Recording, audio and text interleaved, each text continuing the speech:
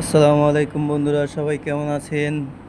আজকে করব ছুরি শুটকি ভুনা। কক্সবাজার থেকে আনা ছুরি শুটকি ভুনা। এখানে আমি ছুরি শুটকিটা সুন্দরভাবে কেটে নিলাম। কেটে নিয়ে একটু পানি দিয়ে সিদ্ধ করতে দিয়ে দিলাম। সিদ্ধ করে কাটা বেছে নিব। দেখুন পানিটা টেনে আসছে। এখন পানিটা টেনে গেছে, সম্পূর্ণ টেনে গেছে। আমি নেমে বাইছে নিয়েছি। বাছার ভিডিওটা দেখাতে পারিনি। এখানে নিয়েছি আলু, কাঁঠালের বিচি, পেঁয়াজ, রসুন এবং আমার মাছটা নিয়েছি। কড়াইতে পর্যাপ্ত তেল দেওয়া হলো। তেল দিয়ে দেওয়া হলো পেঁয়াজ। পেঁয়াজ দিয়ে একটু নেড়ে চেড়ে নিয়ে দিয়ে দেওয়া হবে রসুন। রসুন দিয়ে একটু নেড়ে চেড়ে নিয়ে দিয়ে দেওয়া হবে 3-4টা কাঁচামরিচ। কাঁচামরিচটা দিয়ে একটু ভেজে নিয়ে দিয়ে দেওয়া হবে আপনার আদা রসুন বাটা 1 চামচ করে। দিয়ে দেওয়া হচ্ছে পরিমাণ মতো লবণ।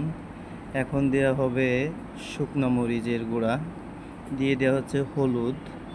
শুকনো মরিচ একটু কম হয়েছে, আর একটু দিলাম। এটা দিয়ে সুন্দরভাবে একটু ভুনে নিব। ভুনে নিয়ে এখন দিয়ে দেওয়া হবে শুটকি মাছ। শুটকি মাছটাকে সুন্দরভাবে ভেজে নিয়ে একটু নেড়ে চেড়ে নিয়ে সুন্দরভাবে একটু ভুনে নিব। ভুনে নিয়ে কতক্ষণ ভুনার পরে দিয়ে দেওয়া হবে আলু। যেহেতু আলুটা কাঁচা, একটু মোটা করে নিয়েছি যাতে ভাজার সঙ্গে। দেখুন আলুটা দিয়ে দিলাম।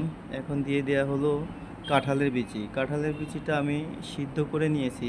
যেহেতু কাঁঠালের বিচিটা একটু শক্ত, আমি এ পর্যায়ে একটু ভুনা করে নেব পানি দিয়ে।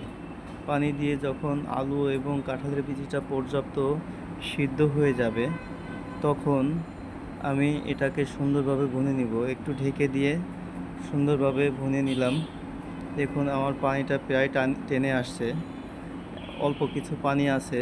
এখন আমি সুন্দরভাবে ভুনে নিব। এভাবে যদি আপনারা শুটকি মাছটা ভুনা করে খেতে পারেন, দেখবেন অন্য অন্য মাছ বা মাংসর চাইতে অনেক টেস্ট।